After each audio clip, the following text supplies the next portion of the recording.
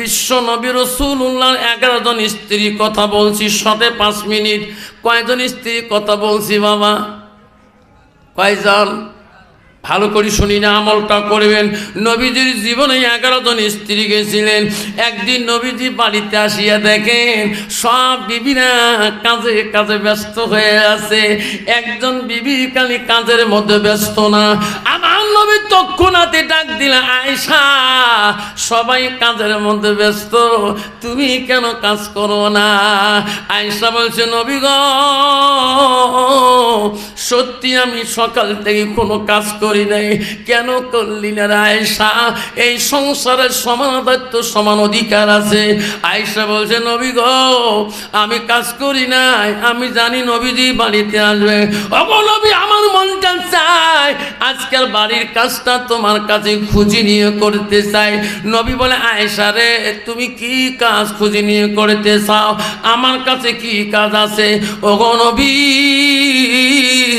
আমার আয়েশার মনটা চায় আমার হাত দুইটা দিয়ে আমি তোমার গোসল করি দেওয়া কাজটা চাই। ওগো নবী, আমার আয়েশার মনটা চায় আমার হাত দুইটা দিয়ে আমি তোমার গোসল করি দেওয়া কাজটা চাই। নবী বলছে, আয়েশা, আমাকে গোসল করে দিলে তোর ভালো লাগবে। ওগো নবী, আপনি পারমিশন দিলে আমি ভালো পাবো। নবী বলো, যাও, আমি তো পারমিশনটা দিয়ে দেন। আমার বলে না, শুনি রাখো মা, শটের মধ্যে শুনি রাখো মা। হযরতে মা আয়েশা নবীজি যখন পালেন পারমিশন গাও ধোয়া, গোসল ধোয়া, আয়েশা বড় খুশি হয়ে গেল। আল্লাহ, আমি আয়েশা এত খুশি, আল্লাহ, আজকে আমি বিশ্ব নবী রাসূলুল্লাহ গোসলের দায়িত্ব পেয়েছি। আয়েশা 2 মস্ক পানি আনলেন, আয়েশা নবীজির কাছে নিয়ে ওই চোখের উপরের মধ্যে নবীজিকে বসতে দিলেন। আয়েশা পানির মশক আনি নবীজির চোখের মধ্যে বসিয়ে দিলেন। নবীজির শরীরের কাপড়গুলো আস্তে আস্তে খুললেন। আয়েশা গার মধ্যে পানি ঢালিয়ে দেবে, দেখে আয়েশার পা নবীজির গায়ে পানি দেয় না, গাও ধোয়েও দেয় না। নবী বলে, আয়েশা, তুমি আমাকে চোখের উপরে বসে আমাকে গোসল করার জন্য আল্লাহ, এখন আমার গার মধ্যে কেন পানি দাও না? আমার গোসল করে তুমি কেন দাও না? আয়েশা বলে, নবী গো, আমি তোমার গার মধ্যে গোসল করে দেব, আপনাকে সুন্দর করে পরিষ্কার করে দেব। ওগো নবী, আমি আয়েশা 7 থেকে 9 বছর বয়সে আমি নবীজি তোমার সাথে আমি আয়েশা বিবাহ বসিয়েছি। আমার আব্বা আবু বকর খুশি করে বিবাহ দিয়েছে। আমি আয়েশা কোনোদিন তোমার খিদমতে ত্রুটি করি নাই।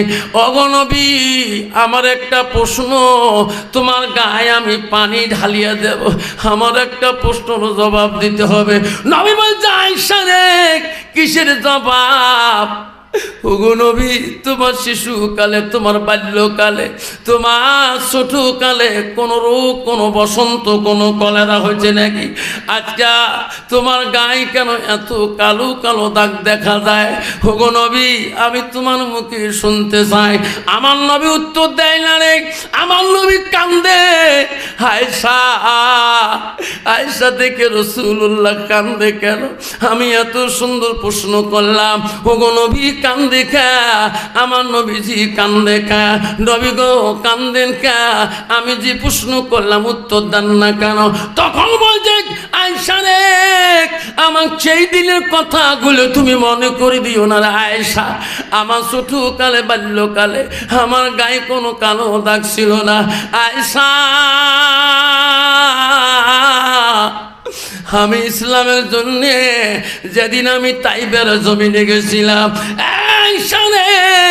তাইবের মানুষ আমাকে চিনতে পারে নাই, তাইবের মানুষ আমাকে বুঝতে পারে নাই। তাইববাসীরা আমাকে পাগল মনে করেছিল আয়েশা। তাইববাসীরা আমাকে পাথর মারি মারি আমার অঙ্গটা কালো বর্ণ করে দিয়েছে আয়েশা।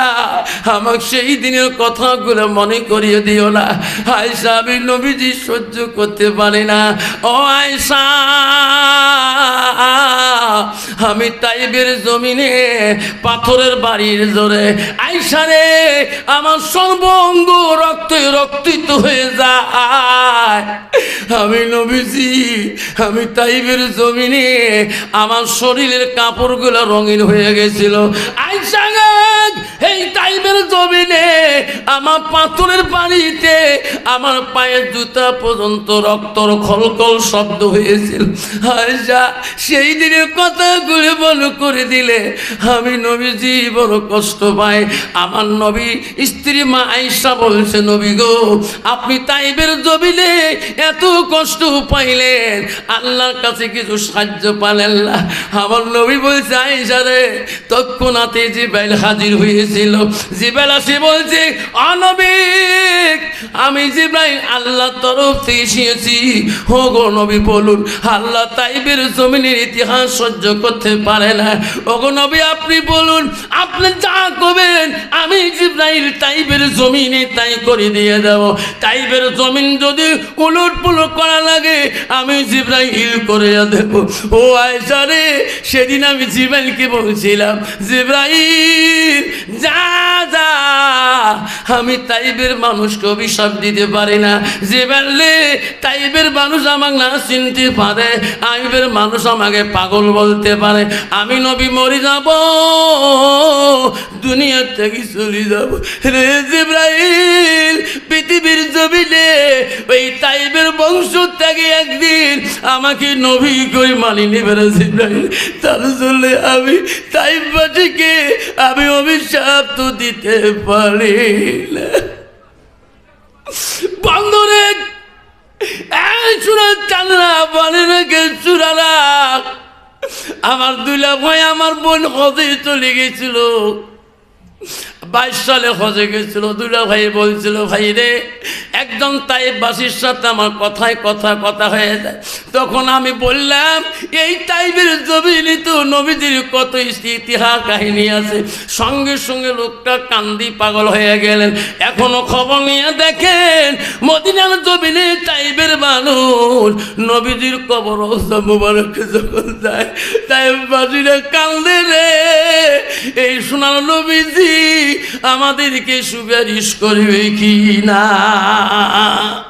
আব্বারা আজকে সেই নবীর বাড়ি, সেই নবীর ভালোবাসা। আল মাদ্রাসাতুল বাইতি, মাদ্রাসা হলো নবীর ঘর। নবীর ভালোবাসা যে আমরা অন্তরে রাখতে পারি, আমার নবী আমাকে সুপারিশ করতে হবে, সুপারিশ করবে। সুবহানাল্লাহ কোন, সুবহানাল্লাহ কোন। সেই নবীর ভালোবাসা আমার অন্তরে রাখি। আমরা নবীর ভালোবাসা হিংসা করব না, নবীর ভালোবাসা ঘরে কিনা দেব না, অহংকার করব না। যতটুকু পাবেন অতটুকু দিয়ে দোয়া করবেন, আল্লাহ এই মাদ্রাসা ভালো করে চলুক।